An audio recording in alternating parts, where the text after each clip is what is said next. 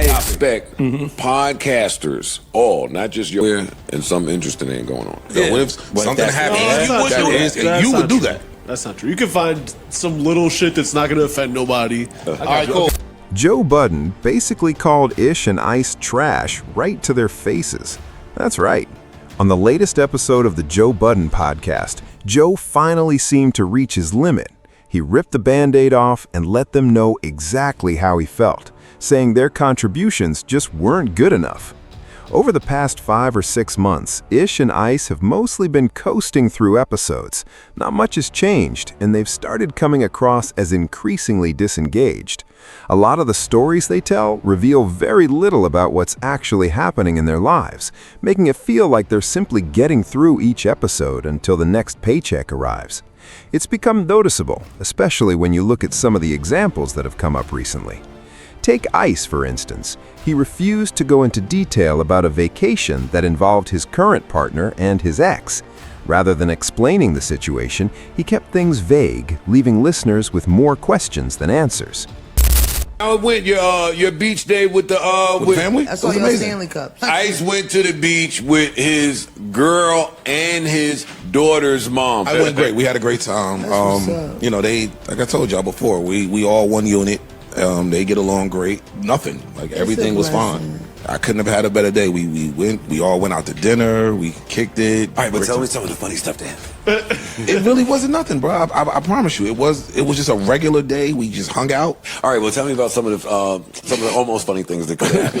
Man, I get it, but I promise y'all, it's not what y'all are thinking. It was just a regular, everybody just chilling. All right, tell me about some of the funny things you was thinking. Oh my God, Joe. Fam, I'm not you. I wasn't thinking. All right, audience, I be trying this. Hey, listen, I don't know what you want. I don't know what you want. I don't know what you want. Telling y'all I live a regular life. That's not a regular life. It is if y'all are all mature. It's right. That's regular or mature. Well, then that's...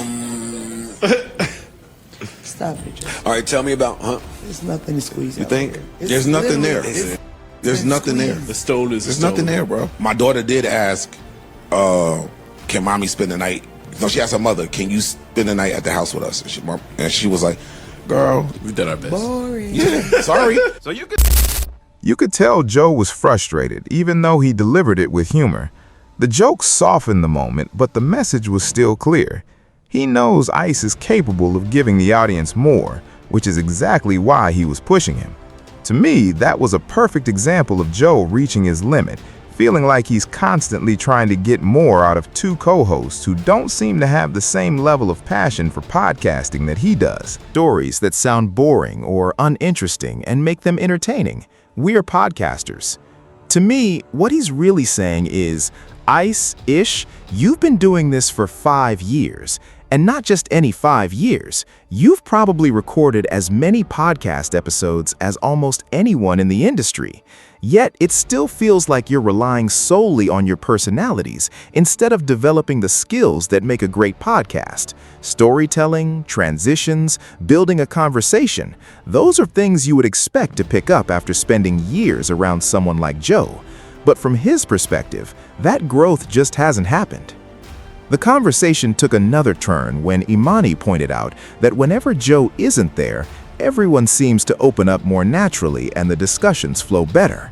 Joe immediately pushed back, asking, "Is that my problem or is that your problem?" That's an interesting moment to think about, because honestly, the show often does feel lighter when Joe is absent. Everyone laughs more, the conversations seem more relaxed, and people appear more comfortable. Think back to the period when Melissa Ford and Ish weren't getting along. On the episodes without Joe, they actually seemed to interact much better. Part of me wonders if Joe struggles with the idea that some of the narratives he creates end up making the rest of the cast more guarded.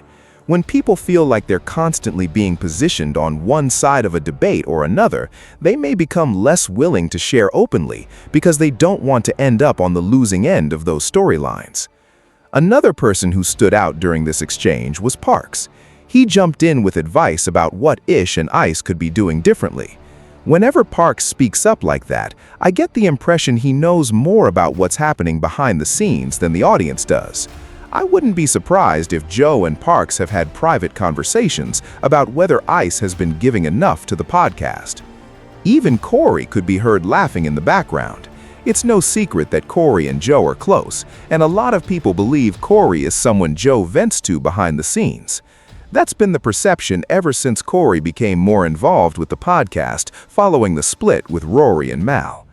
Now we'll have to see whether Joe actually makes any changes. Ever since Rory and Mal left, the dynamic has been different.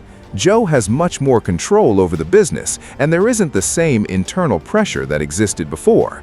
As a result, the cast has remained relatively stable, even during periods when viewers have questioned the level of performance.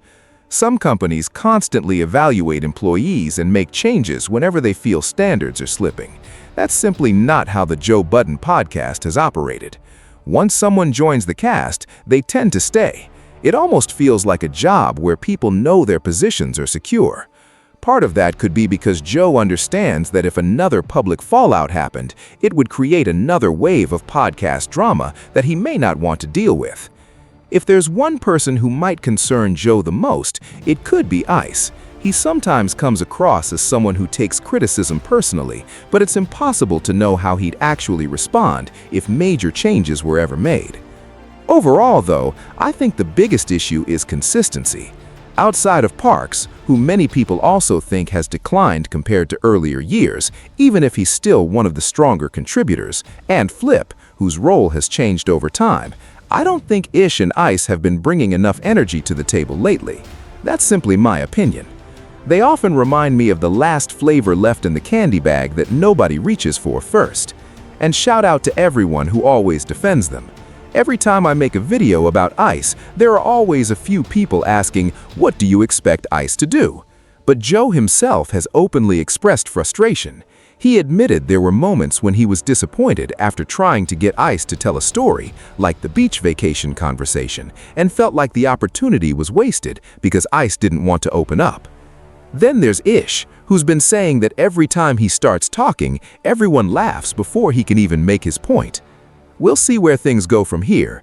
To me, this episode felt almost like those intervention scenes in movies where everyone sits down and confronts someone about what's been going wrong. That's the vibe I got from the conversation. Now we're heading toward the fall. Once August and September arrive, we're in the fourth quarter of the year. The question is whether Joe will be satisfied if the podcast continues at this same level. There have already been plenty of viewers saying the summer episodes weren't great, and some feel the spring wasn't much better. It'll be interesting to see whether Joe starts experimenting with new personalities if things don't improve. That seems like the next logical step. On the other hand, the cast is already